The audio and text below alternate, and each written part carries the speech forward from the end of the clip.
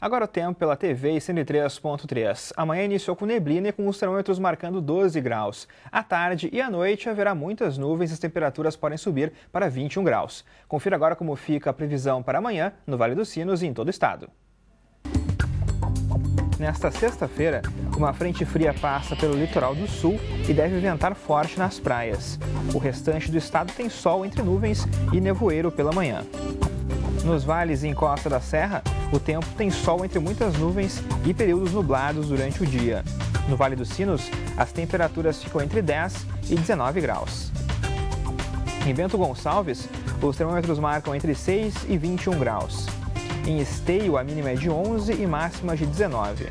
Em Dois Irmãos, as temperaturas ficam entre 9 e 18 graus. Em Tramandaí, mínima de 12 e a máxima atinge os 20 graus. Hoje é quinta-feira, dia do quadro Toque Conexão. E por isso quem está aqui com a gente no estúdio é Camila Aqueu com mais uma dica cultural. Oi Camila, tudo bem? Olá, tudo bem? Como estão? Tudo certo. E o músico Vitor Ramil é o assunto da vez, né? O que tu trouxe pra gente? O Vitor Ramil é um dos compositores mais talentosos, mais criativos do Brasil. Só que o Vitor, diferente desse time dos grandes, ele não tem assim, um reconhecimento no Brasil. Isso também muito se deve porque o Vitor não mora numa grande cidade, o Vitor não mora numa metrópole, ele mora na sua Pelotas natal. Então, a Satolepe. A Satolepe, a conhecida Satolepe, como ele carinhosamente apelidou a cidade. Camila, fala um pouquinho mais pra gente sobre esse novo trabalho do Vitor. Pois é, porque apesar do Vitor não ter assim tanto reconhecimento nacional, ele tem um séquito de fãs aqui no Rio Grande do Sul, ele tem um público muito fiel e isso se mostrou muito ontem, né? Numa da série de shows que ele vai fazer. Ontem ele estava no Teatro São Pedro e ele, então, fez lá um show que já estava esgotado uma semana antes, só para vocês terem uma ideia. E esse trabalho novo do Vitor, na realidade, é uma revisão da carreira dele. É uma revisão desse tempo de carreira. Então, o que acontece? É um CD duplo com 32 músicas e também tem um songbook, né? Esse CD duplo se chama Foi no Mês que Vem. E o songbook é Vitor Ramil. E aí, então, para ele concretizar esse projeto, o Vitor entrou na onda do financiamento coletivo. E ele conseguiu muito mais do que ele planejava arrecadar. Foram mais de 800 fãs que participaram e puderam, então, concretizar esse projeto dele. A gente até comentou isso, né, sobre essa questão do financiamento coletivo, né, Rodrigo, de como as pessoas se solidarizam mesmo e que querem ajudar, não só os fãs, mas com certeza outras pessoas também devem ter participado para colocar esse projeto mesmo em voga aí no mercado e ele funcionando. É verdade, pela tracklist que a gente viu do songbook ali do Vitor Ramil, os grandes sucessos estão por ali, né? As músicas que todo mundo conhece, todo mundo canta nos shows também, estão por ali, só que com umas versões um pouco diferentes, né, Camila?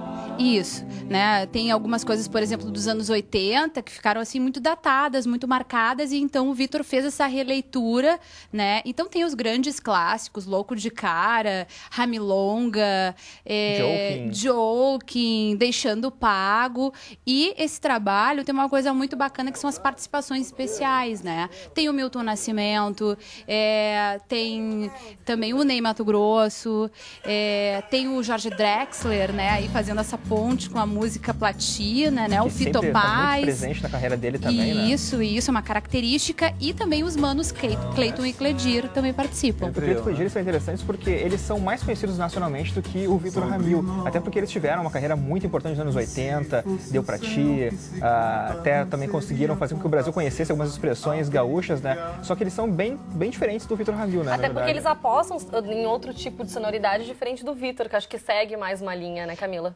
Porque o Vitor dele tem essa coisa mais intimista, ele tem essa ligação com a música mais platina, do tango, da milonga. Então ele tem um jeito mais intimista, né? Se vocês observarem as próprias letras, são mais melancólicas, mais reflexivas. Ele tem todo um trabalho com a estética do frio, né? Isso diferencia ele um pouco também, se não bastante, dos irmãos, né? Explica um pouquinho pra gente o que é essa estética do frio. Então, isso é uma história, isso é uma viagem do Vitor que já vem de muito tempo, na época que ele morou no Rio de Janeiro. Então, um dia ele estava lá olhando TV, era um calor insuportável no Rio de Janeiro e estava dando uma matéria na televisão de um carnaval fora de época. Ele conta isso num livro dele que se chama A Estética do Frio, que é de 2004.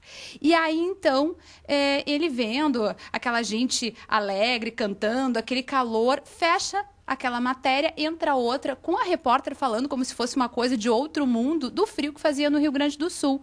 E aí ele se deu conta de que isso precisava ser resgatado, né? Que o Rio Grande do Sul não tinha que ser visto como uma coisa à parte, né? Que tinha sua própria identidade, que tinha suas próprias características, que não era um ponto geográfico, não poderia ser um ponto geográfico isolado do Brasil. E então ele começou a bolar esse lance aí, essa grande viagem da estética do frio. E é bacana porque ele cria algumas coisas também, né, na obra dele, né? Como a gente falou mesmo antes, né, da Satolep, que é Pelotas ao contrário. Ele sempre tem essas invencionices que trazem uma riqueza para a música dele que a gente vê sempre a cada disco novo que ele está lançando. Ele tem muito isso das referências literárias, né? O Vitor tem muito essa pegada com literatura, então a gente consegue ver esse trabalho dele. Ele tem um trabalho muito autoral, independente, já faz um tempão que o trabalho dele é independente, ele não tem uma gravadora grande que dá um suporte para ele. Então ele vai aí seguindo o seu caminho, fazendo a sua estrada de forma muito própria. E a tua percepção também do trabalho dele, Camila? Eu gosto muito do Vitor Ramil, assim, eu tenho um gosto pessoal, assim, bem, vocês já sabem, um dos primeiros toques que eu fiz aqui foi sobre Bob Dylan, né? E o Vitor Ramil também tem essa ligação com Bob Dylan e quem é fã sempre acaba encontrando aí, de alguma forma, vai procurando, quem também tem. E o Vitor, ele é um cara muito bacana, assim, eu acho que essa estrada dele, que ele criou, muito independente, autoral, eu acho que isso dá um tom, assim, legal e quem é fã se identifica de alguma forma, né? Então, eu gosto muito do trabalho dele e ele é muito bacana, uma pessoa também muito acessível. Muito assim, simpático. A gente muito entrevistou algumas vezes simpático. ele, inclusive na Unicinos FM ali, sempre foi muito acessível. Muito bacana. Então, tá certo, Camila. Obrigada pela tua participação, pelas informações, as dicas. Valeu. Até semana que vem. Até a próxima semana. Até. Tchau. No próximo bloco tem uma entrevista sobre a Feira de Marketing que está sendo realizada por estudantes de administração da Unicinos. Um dos objetivos é ajudar ONGs. Mas antes do intervalo, claro, a gente tem uma dica para você. Nessa sexta-feira tem o último Café com Economia do semestre, um evento dos cursos de Ciências Econômicas da Unicinos. O encontro vai debater o ritmo de crescimento econômico que o Brasil vive desde 2011. Nessa edição, os convidados são os professores Igor Moraes e Fernando Lara. Lembrando, então, que a atividade ocorre amanhã na sala 5C005, às 7h30. Isso mesmo, e o programa Ciências Sem Fronteiras abriu um novo edital para cursos de graduação de várias áreas. As bolsas de intercâmbio são destinadas para a Alemanha, Austrália, Canadá, Coreia do Sul, Finlândia, Hungria, Japão e Reino Unido. Para mais informações, acesse o site cienciasemfronteiras.gov.br. A gente já volta pela TV e pela CN3.3, não saia daí.